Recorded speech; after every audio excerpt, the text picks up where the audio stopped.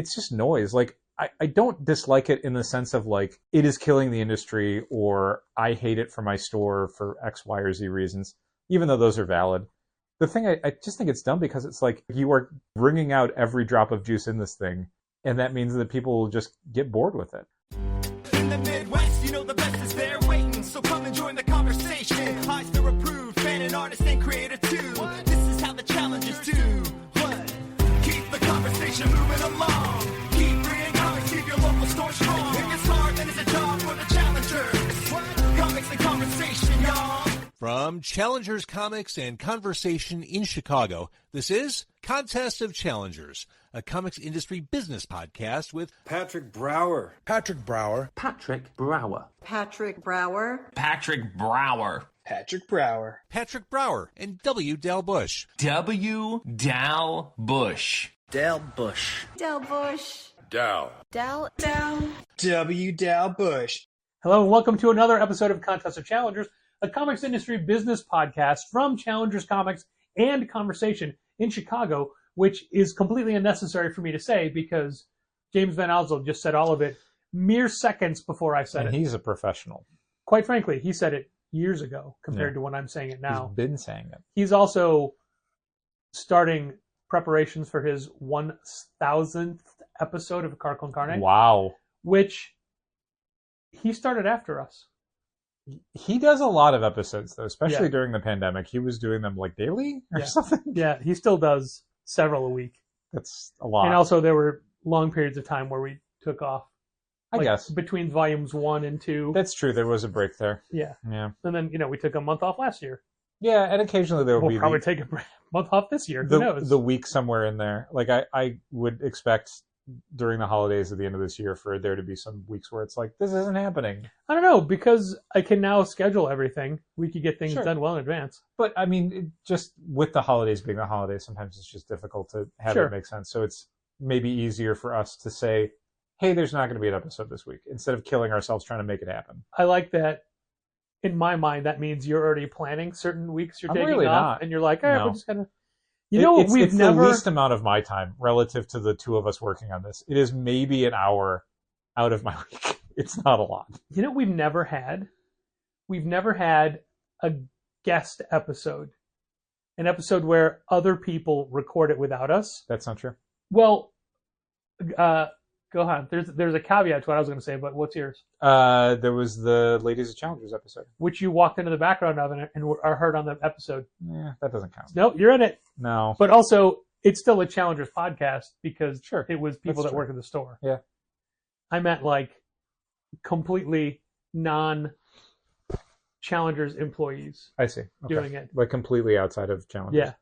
I guess that would be, just for my thinking about it, I don't understand what that would even be. Like, what would a Challengers podcast without anyone from Challengers in it, like, what would the take on it even be? Oh, well, that's the beauty of it.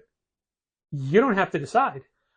Just as a hypothetical listener, I don't know what it would be. Like, it's one thing if you're talking to a creator. All I'm hearing is you want to hear it. I do not. I'm just curious what you think it would be. Like, I think it would be two people, one specifically a comic shop employee and one a comic shop regular, talking about the week's events of comics and how it impacts them. Okay, so it would be... Still, there would be a professional involved in it. It wouldn't just be like... Oh, I have two people in mind I want to ask. It clearly, as you were very precise in your hypothetical description of what this would be. Also, the answer I was looking for is, what do I think it would be? Something I don't have to do anything on. Your favorite episodes. Sold. Every time I think, I really want to talk to professional so-and-so about retail or comics or whatever. No, that's doing Dal a favor. I can't do that. Okay.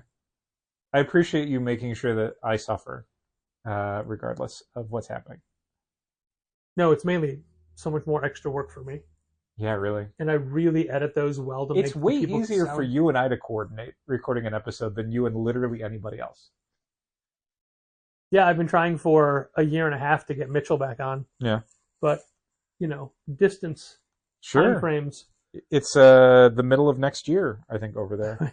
I don't know how time zones I think work. Christmas was real good the for hemisphere? them. I don't know. Yeah. Let's see. It's almost 8 a.m. Friday for them as we're recording this. Okay.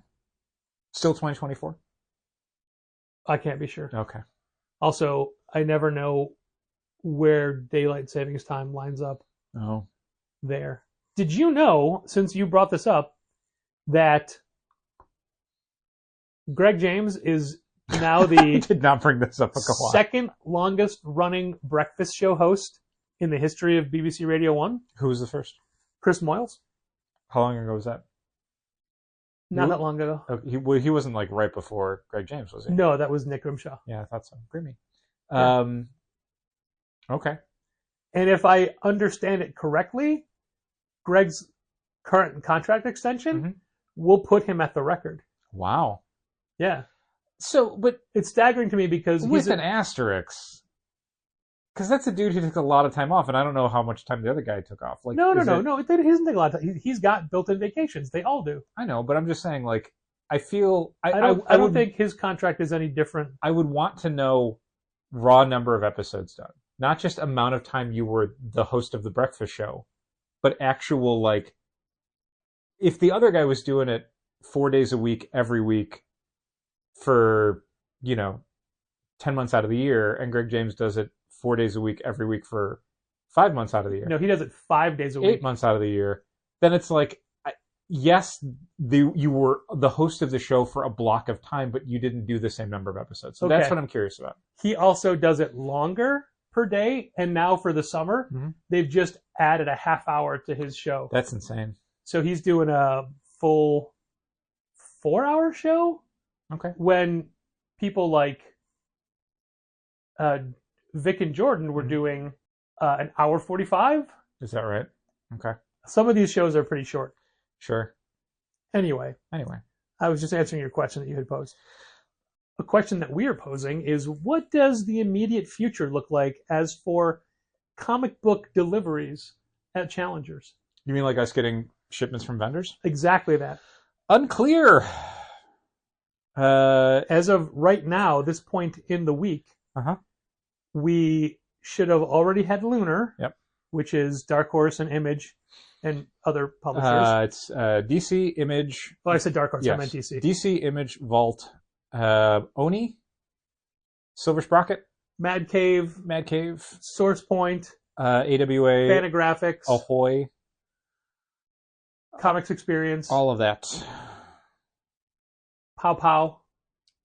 That's who we get from Lunar, and Lunar, as of this recording, as of 2 hours ago when I checked last, had not even shipped out, and this is usually the point in the week where it would be arriving at Challengers.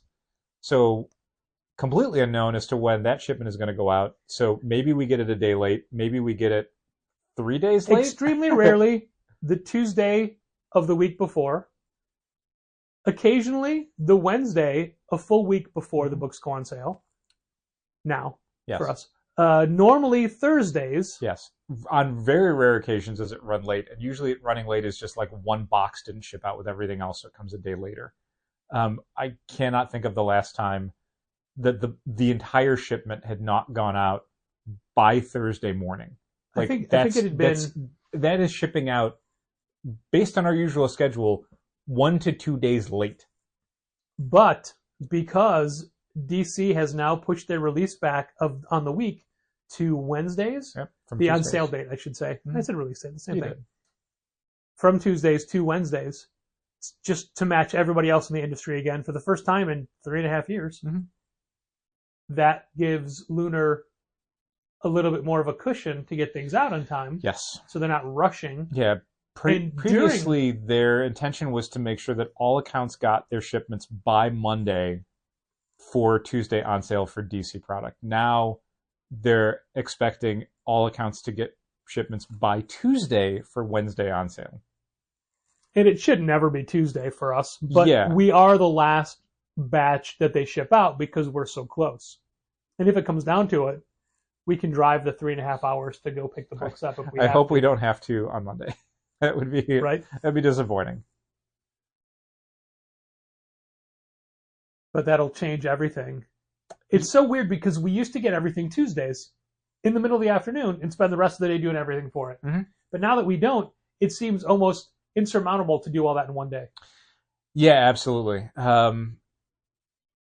It'll be interesting to see how the lunar stuff shakes out, because this week has been weird in that everything is shipping out late, or what seems like late. Next week is a holiday week, so it's unclear if they're going to ship out stuff extra early to accommodate Thursday being a federal holiday, which means, in theory, no deliveries would happen. So if they were planning on getting us stuff for Thursdays, they would have to get it to us Wednesdays instead, hopefully. So it really won't be until like the week of July 10th that we'll have a better idea of what does this look like going forward. Yeah. When does Lunar show up now? Penguin Random House, generally Fridays. We've had it be Thursdays some weeks. And again, next week is a holiday week, so who knows when it's going to show up. Diamond pretty consistently Tuesdays since we started getting it shipped out instead of picked up. This past week we got it. UPS showed up, I think around like noon.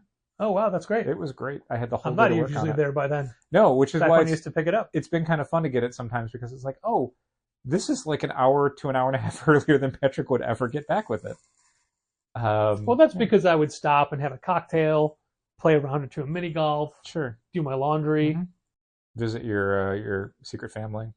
Yeah, but it's just at a cemetery, so it's a quick visit. Yeah, but it's a secret cemetery. Who knows where? I know Well, it's not a secret from you, obviously. where.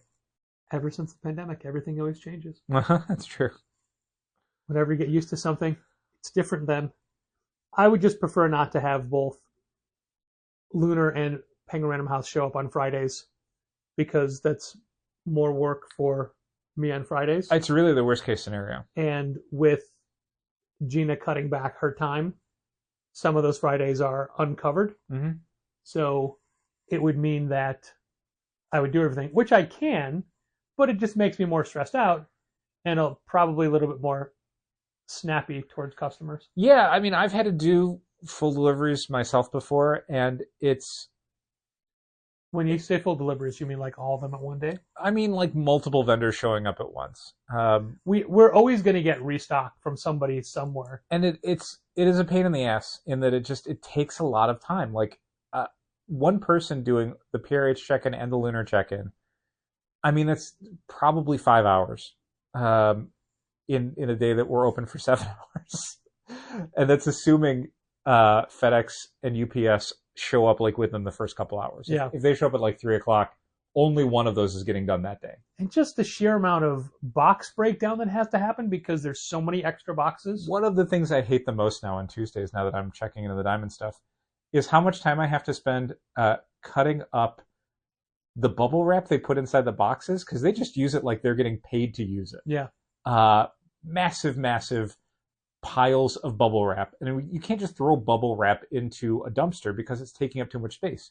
You have to slice through it, get all the air out, and then you can just toss it in as plastic.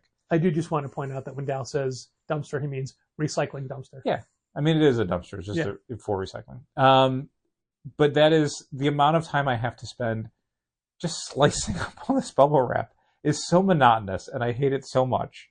Which is weird, because it used to be my favorite job. In the span of a day, like, it probably takes me like under 10 minutes to do it, but it feels like it's taking me an hour and a half. Because it's a new task that doesn't benefit you in any way. It seems like it goes on forever. You finish one box where you're like, oh, cool, I got all this. And then you open the next box that you're thinking is going to be comics, but it's like, no, it's like 2 books and 17 pounds of bubble wrap. Like, great, thanks.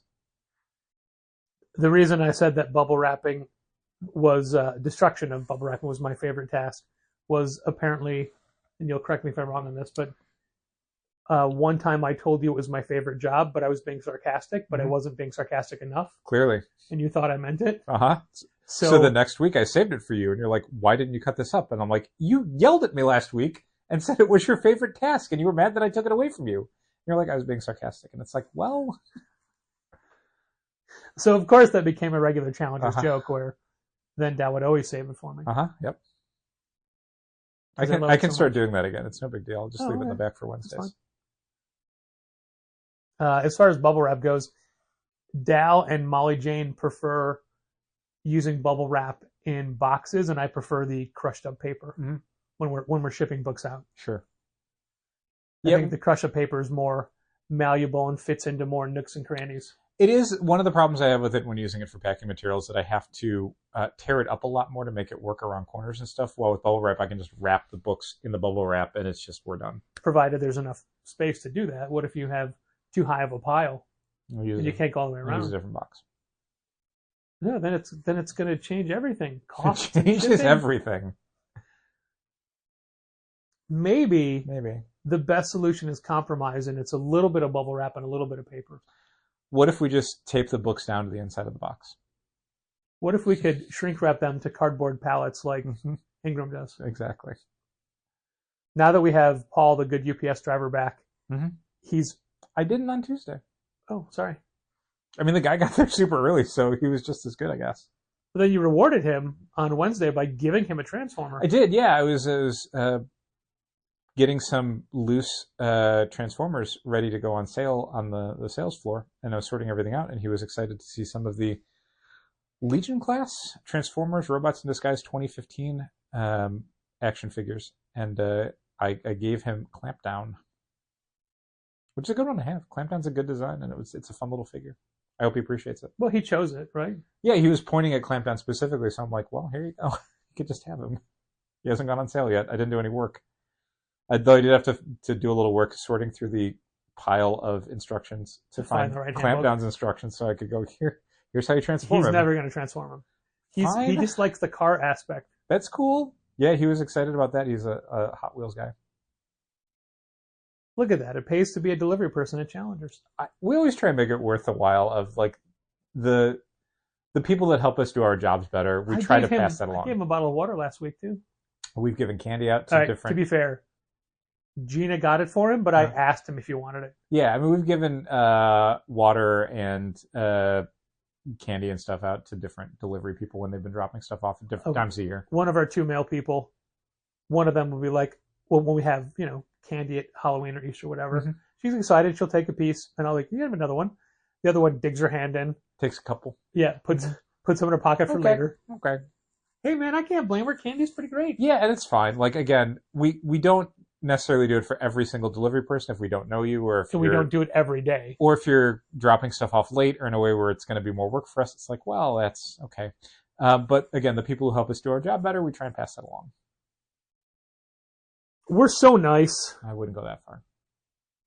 We're so nice, just like a specific comic book publisher that's just giving a free comic to every account. Wow. Now, before we go any further... That must come with no caveats. Before we go any further, do you think it's important to leave the title, the character, out of this because it relates to another book? No. That just went on sale yesterday? No, because in much the same way as when Marvel has done stuff in the past, that they've made it consumer-facing, I don't feel I need to keep it a secret. And we don't have to go into details, but you can just say, like, Marvel is doing a Moon Knight Fist of Khonshu #0 that ties into Blood Hunt #4 that they are releasing in a very, very weird way. They've already released it, in theory. Stores were supposed to get a free copy of Moon Knight Fist of Khonshu 0 as a special bag variant with their books from this week. International stores, or at least European stores so far, have gotten it. So we've physically seen the book. Regardless of what Marvel had said in their consumer-facing email, which was the first we heard about this, not in any sort of retail-facing email from any of our numerous vendors that stock and sell Marvel comics to retail accounts, Penguin Random House today had said stores should be receiving it with their July 3rd shipment. So there was no suggestion from Penguin Random House that this was ever supposed to ship a week early with the Blood Hunt stuff, as Marvel seemed to imply. Penguin Random House is like, no, everyone's getting it July 3rd. So if anybody got it early, they weren't supposed to get it early. We found out about this because while there was, I guess, a Marvel.com story, on a Wednesday, we're not on that. No, we're too busy selling Marvel comic books to customers. But a Diamond rep posted it on a Facebook group. And that poor Diamond rep got dragged over the coals by retailers. Sure. Now you're responsible for this. that information. Yes. So Explain yourself. The point is, there's a new Moon Knight Fist of Khonshu series coming out by the same creative team as the current and previous Moon Knight series. Yeah, I don't think it's been officially announced, but I think the assumption is that it'll be coming out in a couple months, replacing the current Vengeance of Moon Knight series, which, if anyone was reading that prior to Blood Hunt, understands that the Moon Knight that was appearing in that book likely will not be the Moon Knight going forward. As, I guess this is a spoiler for something that happened almost 4 months ago, he exploded. Also, it was the Shroud. What? He exploded in the West Coast Avenger? a Dark Force explosion that blanketed the Earth in darkness, leading to... Which was the catalyst for Blood Hunt. No, Switchblade Jay White is the catalyst. It was the impetus for the whole Blood Hunt event. No, Austin Gunn is the impetus. I don't think he doesn't have a nickname. What do they want to call him? I can't remember. So yeah, the last... No, that's RJ. The last few issues of Vengeance and Moon Knight have been Moon Knightless Blood Hunt tie-in issues. Upcoming, it's Hunter's Moon, though. Tiger and Hunter's Moon. Who for all intents and purposes is Moon Knight. A Moon Knight.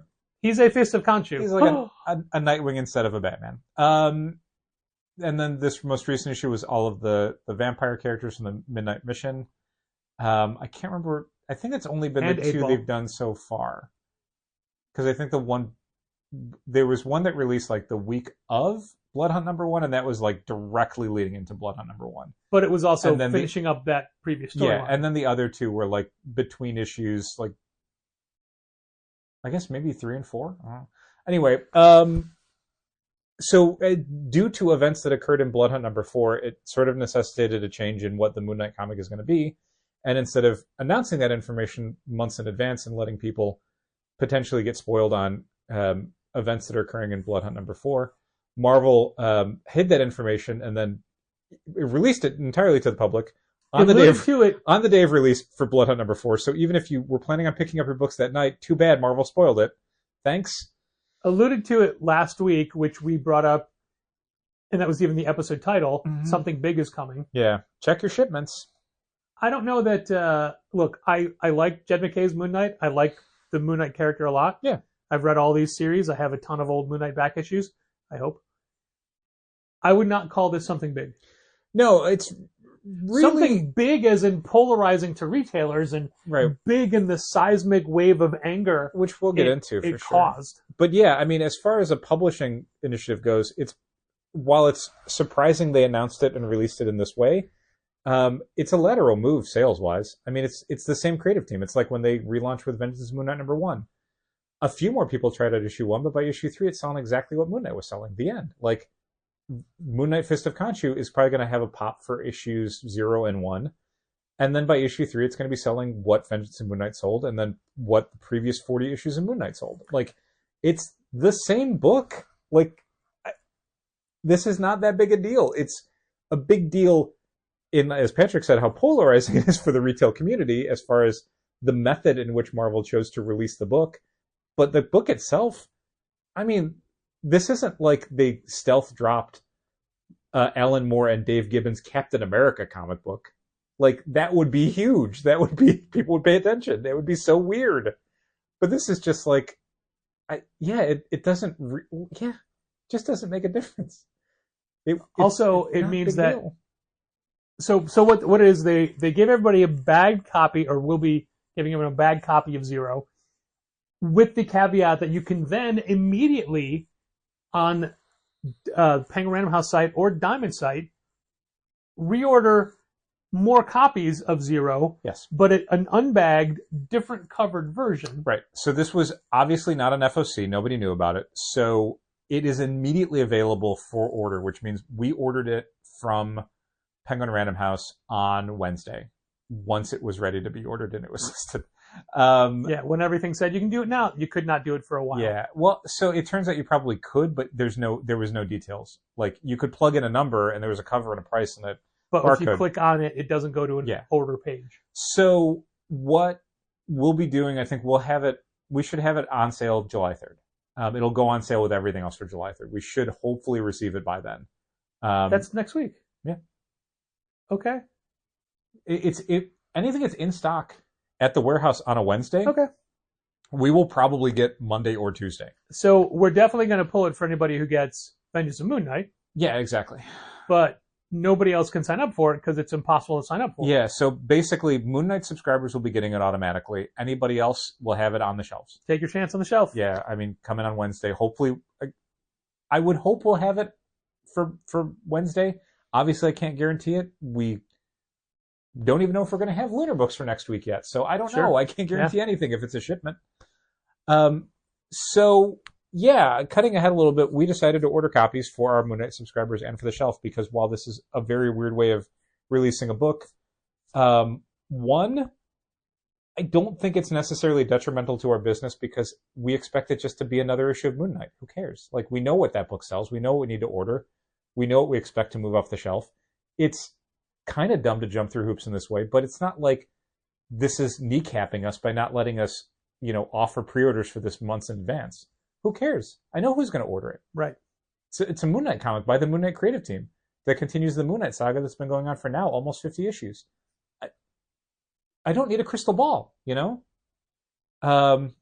However, retailers, most of them, many of them, all of them, very upset about Let's this. just say several. Very upset about this.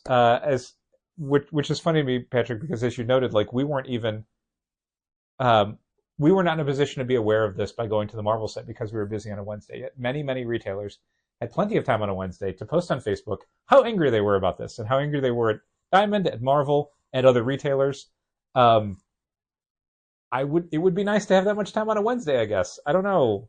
I would love to be at that level of affluence, I guess, where I don't have to be on the sales floor selling comic books to people on a Wednesday. Yeah, but the flip side of that is you would then have to be on Facebook, Dale. I don't want that trade. I will take my barely subsisting existence. You would rather be bagging up loose Transformers? Yeah, I guess. I just assumed that was an easy yes. No, I mean, I don't love doing that. It's like doing bags and boards. It's kind of monotonous. That's the word of this podcast. Twice I had to use monotonous.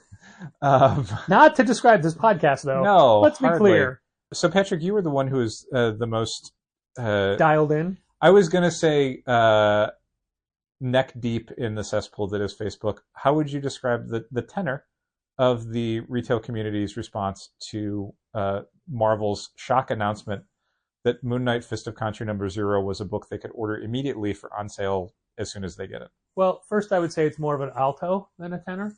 I see. But that gives you an idea of basically the level. I don't know anything about music. Almost the pitch, I'm not a if you musician, will. Patrick. I don't know. That's fair. Dumb it down for me. I think you just said it all.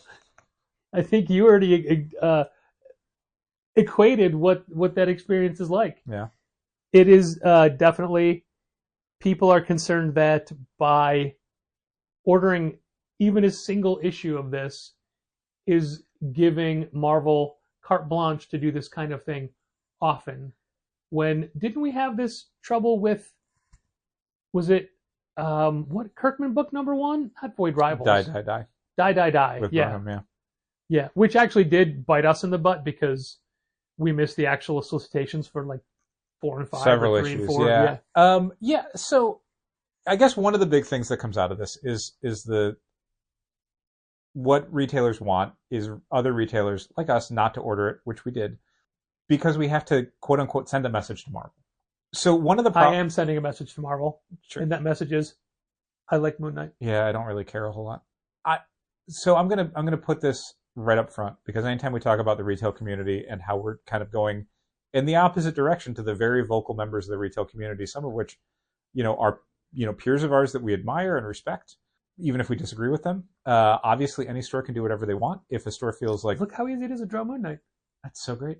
Any store is welcome to do whatever they want and order and stock their store to their own conscience if they feel like a publisher's methods or goals are detrimental to theirs. Is this Moon Knight or the Silver Centurion Iron Man now? Moon Knight. Boy, I'd like to finish this thought.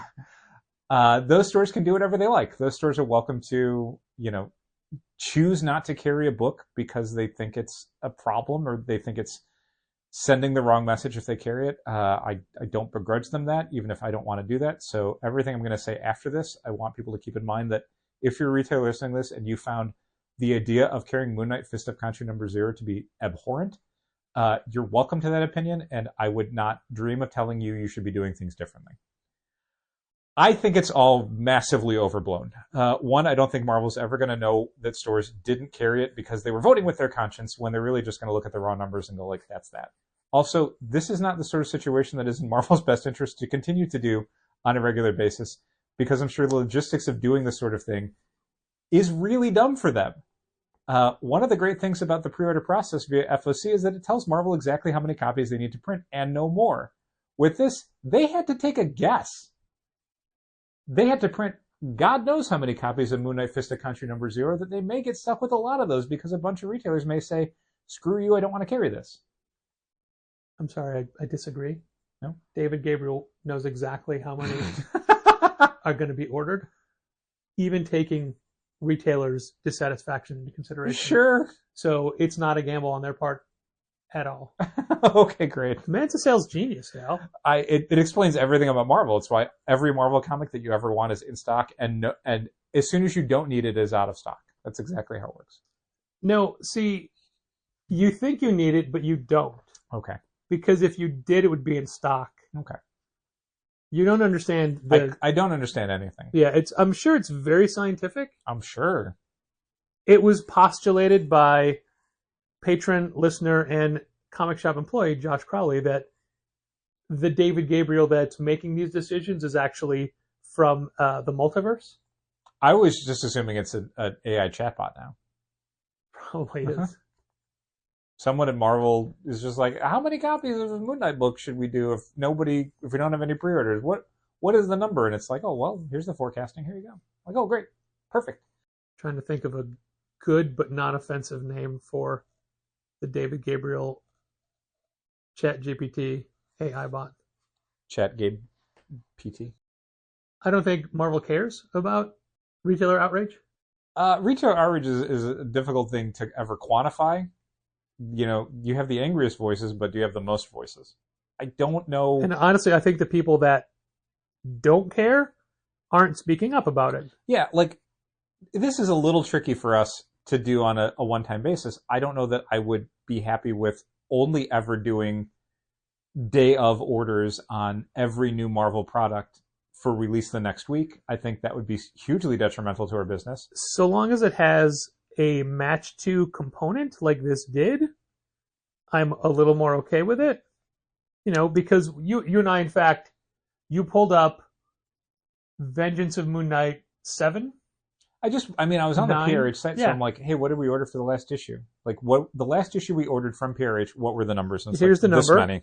And then we said this number. I'm like, well, that's what the next number could be. Should we bump it because it's number 1? Yeah, like a number 0. And we had a little discussion. Sure. So we came up with a number, and it was pretty easy to do. It's going to be a little tricky when it comes in to get it on people's accounts, but we'll figure it out. It's a weird situation because I don't know. I can't see how it helps Marvel to do it this way. Like, the only thing it's good for is keeping the secret of what happens in issue 4 of Blood Hunt. And I read Blood Hunt number 4, and I really like it. And I like that series a whole lot, and I've been recommending it since it came out. I don't think this reveal is a big deal. Like, I don't think this is a situation that you needed to keep under wraps for fear that it would, destroy the experience of reading Blood Hunt. Agreed. I mean, I thought it was like, okay. Yeah, frankly, it was one of the most obvious things that could happen as a result of Blood Hunt. And it did. So, okay, great. I was going to get more into the specific storyline aspects, but that's not what we do here. Right. I also think that they're pulling a Walking Dead insofar as solicited issues of Vengeance of Moon Knight will not come out. Yeah, I mean, I'd assume that the one that's in the most recent catalog, which is for September, I assume that is not coming out because it had top secret, classified. So that book may not come out, but 8, which is the next one, I think, is an already solicited Tigra Hunter's Moon thing that ties into what's going on in issue 4. So I assume that's going to happen, and then Blood Hunt will be over, and then they'll figure out what they're going to do with the Moon Knight book, which I assume is Fist of Khonshu #1. You'd think. The only thing that we don't have clarification on is what is Fist of Khonshu 0? Is it reprinting of certain panels from Blood Hunt 4? Yeah. Is it a full-size comic? Is it a new story? Is it the story so far? Yeah, I mean, the credits on the front cover are Jed McKay and Alessandro Cappuccino, or whatever his name is, who was the regular artist of The Vengeance of the Moon Knight and Moon Knight before it. So in Just theory, not the current artist of Vengeance and Moon Knight, the most recent issue. Yeah, which it turns out is probably because he was drawing this comic book instead. But so at least that creative team is doing something in it. But again, from the outside, it's unclear. Are they doing an 8-page prologue thing and then a bunch of bonus material? Are they doing a 16-page story, a full 20-something page story? Did you even notice what the cover price was of the book we just ordered? I think it was $4.99. Okay. So it can't be nothing. It can't be a giveaway book. But again, how much of that is brand new comic book storytelling content versus how much is just, a cover gallery or cover character designs or whatever else. Like, well, remember, Marvel can pad stuff out a lot of different ways. Vengeance of Moon Knight #1 was supposed to be Moon Knight 31. Is that right? Yeah, that was never meant to be a new series. It was meant to be the next issue in the next in the ongoing book. And then it was the sales department that said, let's make this a new #1. Sure. So we all knew, based on the story of Vengeance of Moon Knight, that it was going to be short run. Yeah. Because nobody expected... Well, the book made Moon Knight the villain, so it's like, this is not sustainable as a status quo. Like, you can't do a Moon Knight book long-term where Moon Knight is the adversary to all of the supporting cast members. You can't do that. In hindsight, the book should have been called Vengeance of a Moon Knight. Or Vengeance on Moon Knight. Both work. We'll see what we can do. Look at that. We have so much conversation in a podcast about Moon Knight. Exactly. Yeah, so it was weird. I'm totally buying that Egyptian version, Fist of Khonshu, Chris Warner designed Marvel Legend figure. That's in the Strange Tales wave? Yeah. When he had a baton that was an Ankh. So Hasbro's been announcing all the San Diego Comic-Con stuff. Yeah. Did you hear what the Marvel Legend is for San Diego Comic-Con 2024? I saw that there's like an Ultimate Odin coming out. Yeah, I think it's just a regular figure. Okay. I think he was a Build-A-Figure, like the usual deluxe figures. He was a Build-A-Figure, and they're including a few extra things, or maybe like a different paint job. No, this is a figure that they will be, like, for the first time in a few years. Is it ROM? They will actually have for sale. It's not ROM. Oh. They'll have for sale at the show, as opposed to, like, you can order it online and get it later or whatever. And they don't even know if they're going to have extras to have for, like, Hasbro Pulse members like me later. Oh, so it won't be on sale right away? And you said like you, not like me, so it's a Transformer. Incorrect. While it's a character that I think has interacted with the Transformers. Oh, man. He's also Franklin Richards from his Power Pack days? Interacted with Doctor Who. It's a new Death's Head? It's a new 6-inch Death's Head with a bunch of extra stuff. Nice. I want it so bad. The original Death's Head? The original Death's Head. Because I've got a Death's Head too in my back row. Original classic Death's Head. Yeah, the only one they've done of him so far was the 3 3/4. I want it so bad. And the craziest thing is the box for it. The border on it is Marvel Universe Series 3 trading cards. Wow. Or 2. Maybe it's 2. Is that a Tom Mandrake piece? No, I'm sorry, a Tom Morgan. I mean, maybe. No, that was Series 1. Tom Morgan was mostly Series 1. Okay. 2 was a lot of other guys. But it's got that border, and it's got the little Death's Head in that font. It's very nostalgic for me, and I have no idea if I'm going to be able to get it. So that's a little frustrating. We need 2 of them, of course. Obviously. What was his Tourette's tick? Yes. I thought it was yes. Okay. His tick was, of course, Bug. New Death's Head figure, yes. Of the galaxy's greatest freelance peacekeeping agent. Nice. Don't say bounty hunter. I didn't, yes. Anyway, so yeah, final thoughts on the Moon Knight thing. I get that stores are upset because it's outside of the way these things are normally done, but in a general sense of a one-off thing, I don't know it's a big deal. You know what? If the industry wasn't what it was, and if our attention wasn't always pulled in so many other directions, maybe I'd care more. But right now, I really don't care. Couldn't give a shit. Yeah, it's hard to say that it's the most important thing that we're dealing with. Like, ultimately, okay, like, sure, we cannot get it into the system. We cannot accept pre-orders. Maybe we can. Via the system. I will maybe email and Brian. We'd have to... Doesn't that poor man have enough to do? I should have mentioned it today. Shit, I didn't even think about it. You just give him enough to worry about? I gave him about good his plate? ideas. This is giving him work. Yeah, that's fair. That's a good distinction. Yeah, like if he can put Fist of Khonshu in the system as either the single issue, which would be one thing, or as a series would be super great because we could just. Can you just tie it to the Vengeance of code? Oh, maybe. I'll shoot him an email after this and be like, hey, here's a situation. We got this thing coming in. We need to pull it for like 20 to 30 people. Can you help us do that in a way that isn't us going into 20 to 30 different accounts? So what I was going to say is it. it's not the worst thing in the world if we just have to pull up Vengeance of Moon Knight subscriber list, put it in everybody's box, and just ring it up as we do it. It's not the end of the world. We had to do that for Daredevil #8 when they gave the corrected copies because we'd already taken it off people's account. So when the corrected ones came in, it's like, well, some of these are not going to be on the shelf, even though the system thinks they're on the shelf. We would just have to do something in the system so we don't sell, like we'd have to adjust the numbers so we don't sell them because there may be people looking for this. Apparently the bag version is going for stupid money online. Sure it is. And you know, so somebody can't just swoop in online and buy like 10 copies. So there's a couple ways that we could do it. One is just kind of roll the dice on it and assume that we're not going to sell out super fast, which is kind of what we did with Daredevil 8.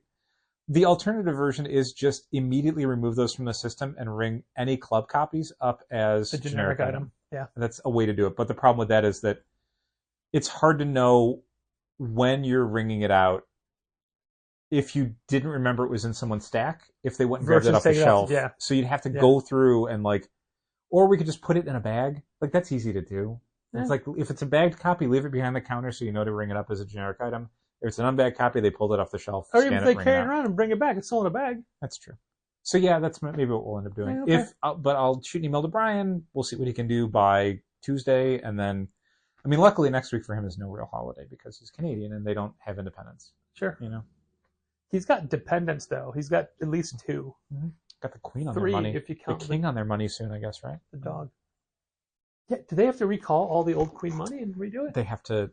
You are responsible personally for destroying it and saying, God save the king as you do it. We mean it, man. Hello, this is a brief interlude with not only myself, Patrick, but with George, my brother, and we are here to shamelessly shill for the Alzheimer's 5K that we are a part of coming up in September. September 15th at North Central College in Naperville, Illinois. We have literally just buried our parents, and we are making this plea now to remind you that we are raising money for Alzheimer's, and you can visit my page at rememberingfrancis.com. That's Francis spelled Frances, rememberingfrancis.com. And you can visit the team page at forfran.com. That's FOURFRAN.com.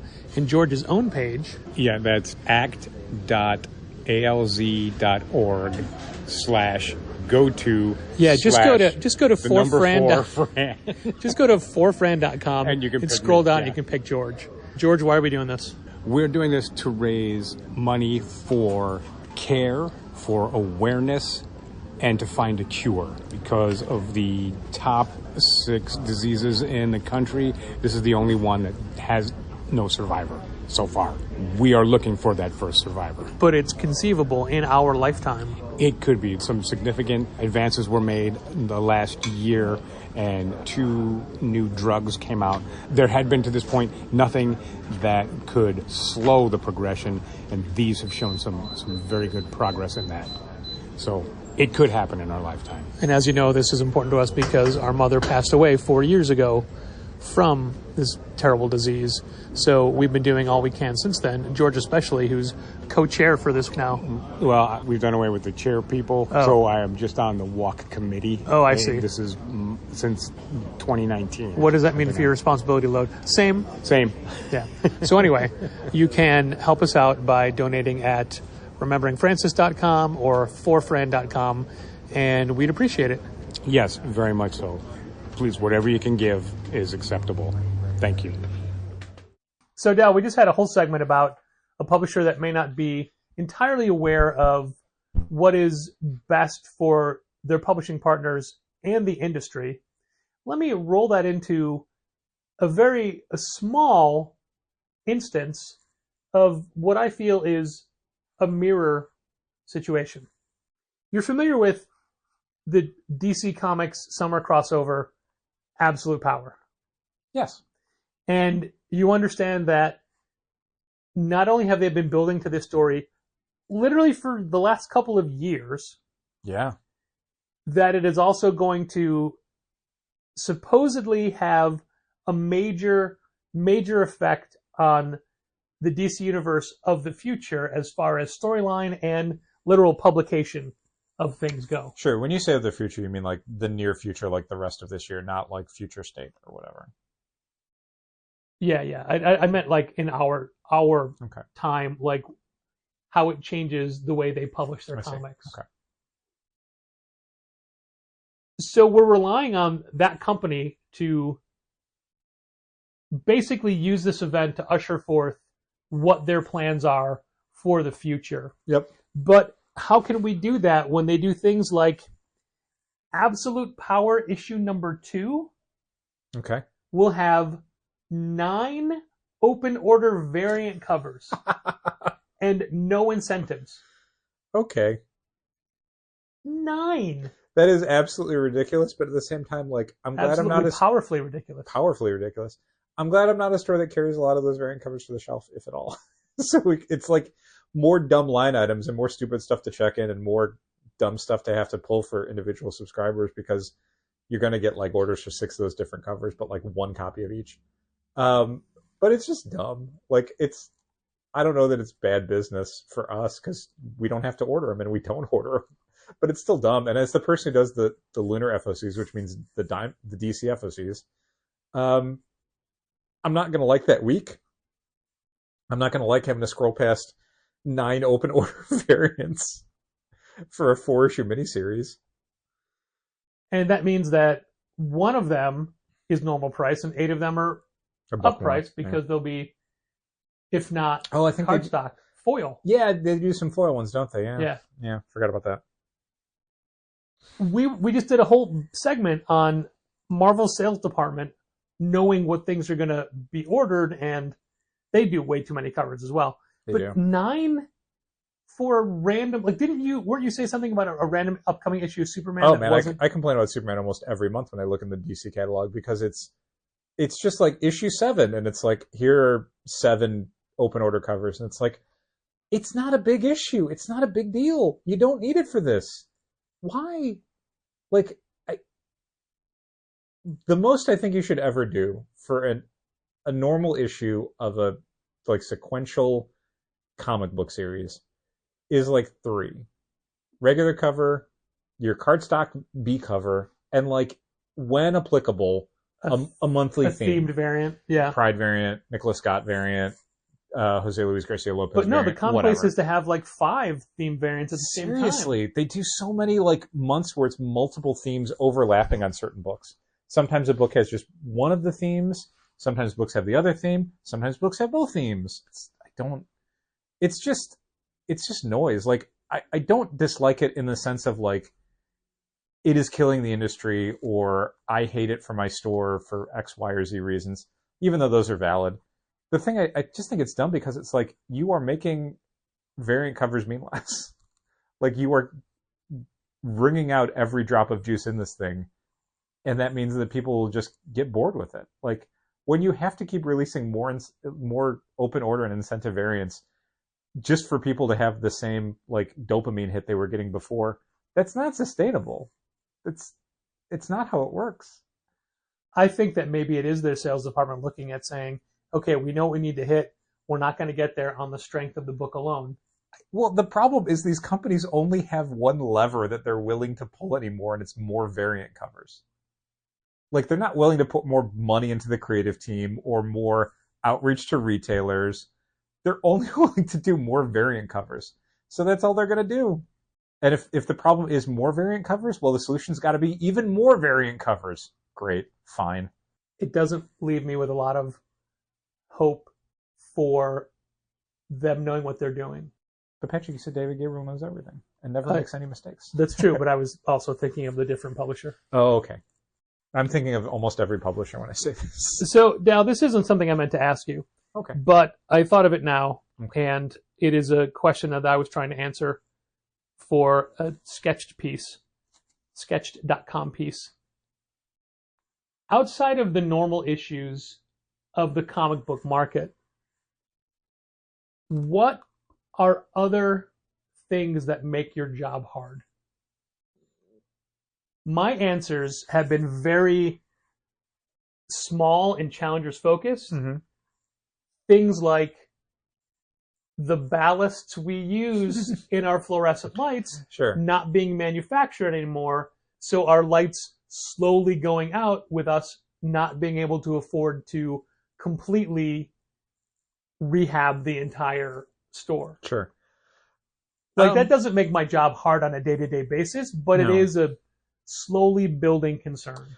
Yeah, I don't know that I have a lot that springs to mind. I mean, there's obviously larger societal things. I wish the economy were better. I wish inflation wasn't bad. I wish people had more money to spend and more job security and were more willing to splurge on things like comic books instead of having to worry about their bills to pay. Like, that's all, yeah, man, that makes my job harder, but that makes living as a human being in the 21st century hard. So it's not specific to my job or my industry.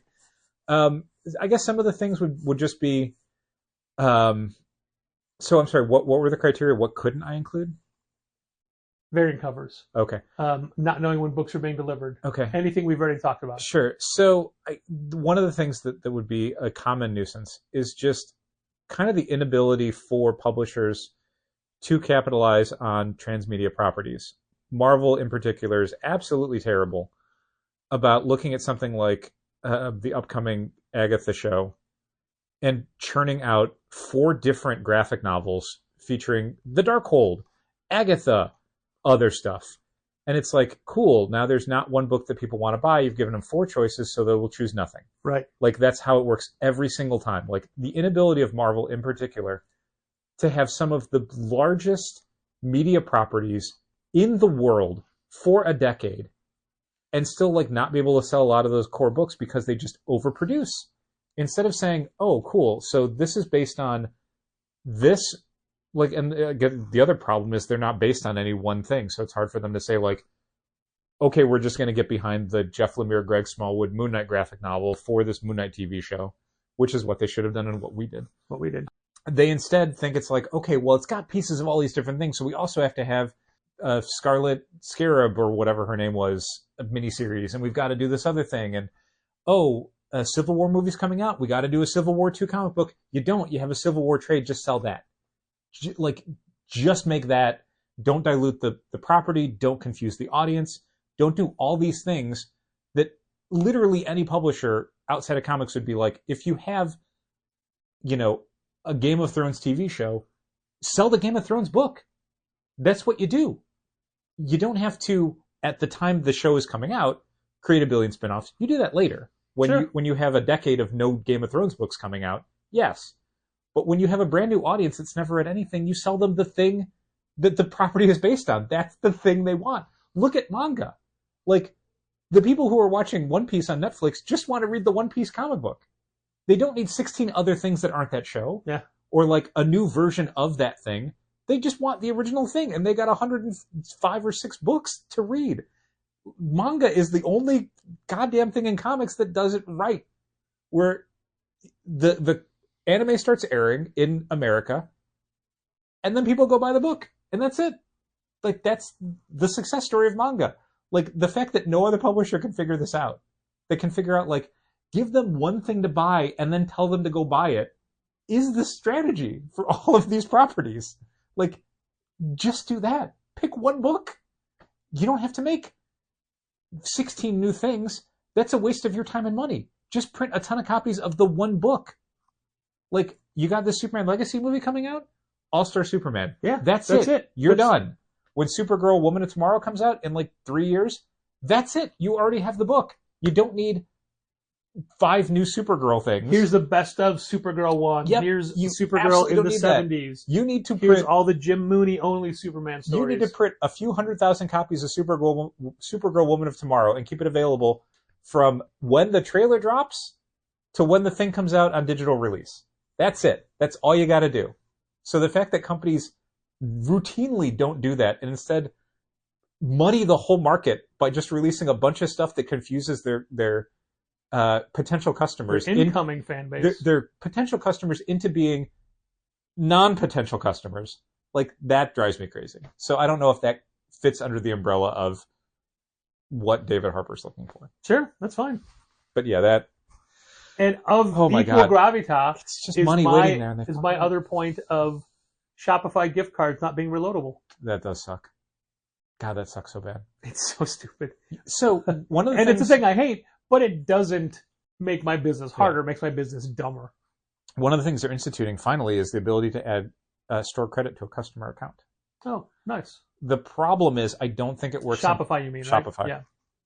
So instead of in times past where we've had to give a partial refund or something as store credit on a gift card that costs us money, we should be able to shortly be able to just add it to a customer account. The thing is, everything I was reading over on both their initial announcement of it and their help page for it feels very oriented towards online sales.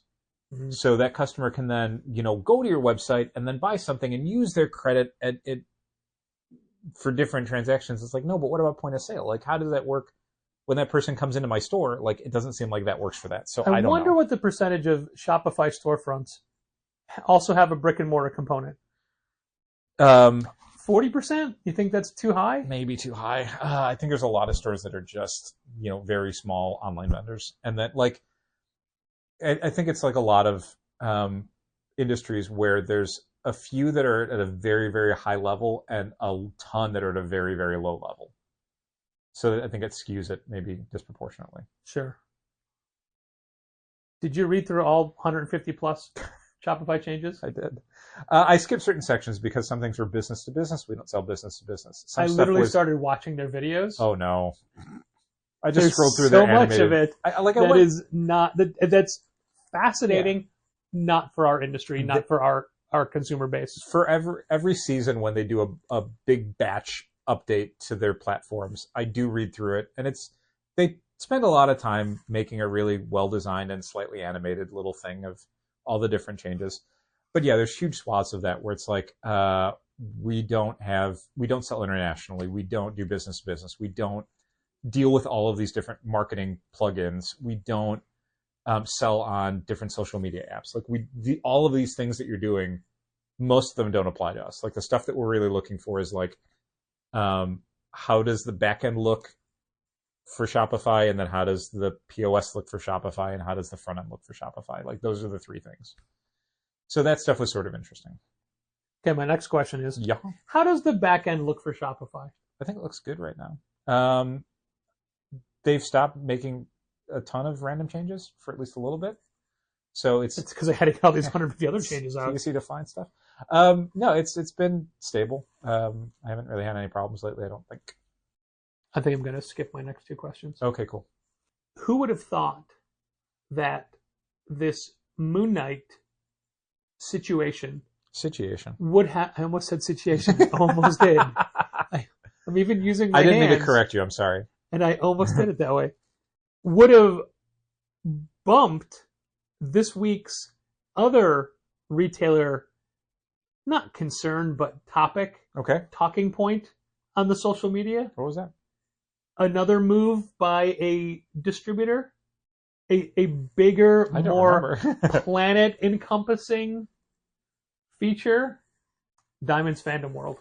I don't remember that at all. That's right. So Diamond is launching a thing called Fandomworld, which to me is very similar to their in-store digital comics platform. Yes, that we never got any traction on whatsoever. So basically what they're saying is there's a whole untapped range of products that's available in previews every single month that you aren't stocking. Correct. You personally, Dal Bush, you're not stocking for your store, especially since you don't do the previews ordering. I do FOCs, and a lot of stuff I don't order. You do suggesting as well. You do a lot of circling. A lot of stuff I don't circle in that catalog. That's right. A lot.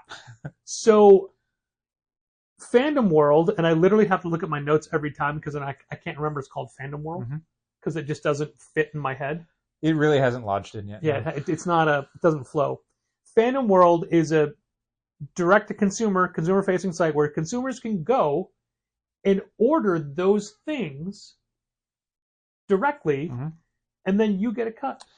I want to say back in the day that we were using them, Baker and Taylor did the same thing. They had a potential thing where you could order stuff It's just bookshop.org, isn't it? Baker and Taylor would fulfill, and you basically, because you are sending customers to Baker and Taylor, you get a cut of whatever they buy. And there's other places that do that where it's like different t-shirt vendors and stuff, I think, that we could use with Shopify, that we would sell it on our site, but they would fulfill it, and it never seemed like it was worthwhile. I mean, look, we still have a threadless storefront. Yeah, for whatever that's worth. About a month ago, somebody bought a shirt. Yeah. Yep. And we get very little from it. Right. Yeah. But I mean, it's a way to have shirt designs that we don't stock. Passive income. Sure. That's what America's about now. But isn't it, did I get the right website? Bookshop.org is the place where... I never used it. I don't know. But it's literally that. If you can go to like the Volumes Book Cafe portal and then order any book available, even stuff Volumes doesn't carry. Right. And then because you went through Volumes, they get a kickback. Right. I assume Volumes is part of it. I don't know that they are, but I think everybody is. We could be on it. Yeah. We choose not to because we want you to buy stuff from our website. Yeah, I mean, that's the thing about it, is that while you could buy anything, you could also end up buying stuff that we would normally sell, and we would rather make our normal markup on that rather than sending you to someplace else where somebody else keeps the markup and we get pennies on the dollar. Like, that doesn't work for us. A while ago, Diamond had an in-store initiative for non-comic shops. It's like, hey, why don't you set up a spinner rack display in another shop and like basically sub-distribute or wholesale out to them? Right. And we kind of did it with Chicago Gaming Cafe, right? Briefly, when that was a thing. Yeah, and it was never profitable for us. No, and it was a huge hassle when that place ended up changing hands. Yeah, because we had suddenly no contact people there, and we had to deal during a pandemic with brand new owners who we were like, "Hi, we had this agreement with these other people. You have our product, you have our merchandise, you have our fixture, like, and also you sold a bunch of it, and we have to figure this out now." Yeah.